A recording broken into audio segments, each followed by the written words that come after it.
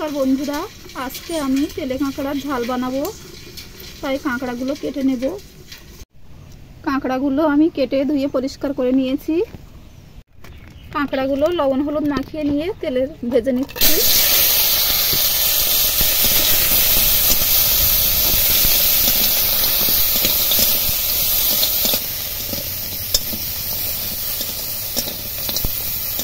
কাঁকড়াগুলো ভেজে নিয়েছি।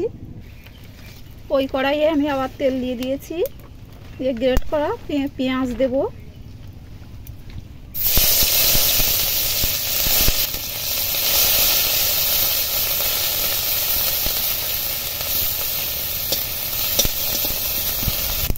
রসুন কুচি দেব।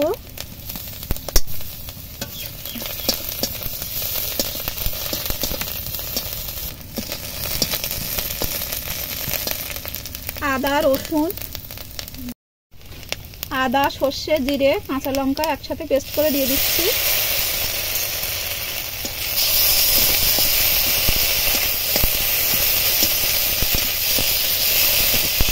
জল দেব। হলুদ গুঁড়ো দেব, লবণ, ভেজে রাখা কাঁকড়া দেব।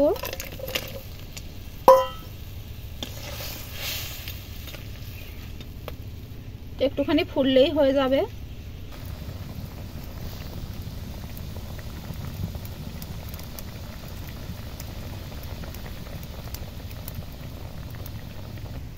সবশেষে একটু গরম মশলা গুঁড়ো দিয়ে নামিয়ে নেব।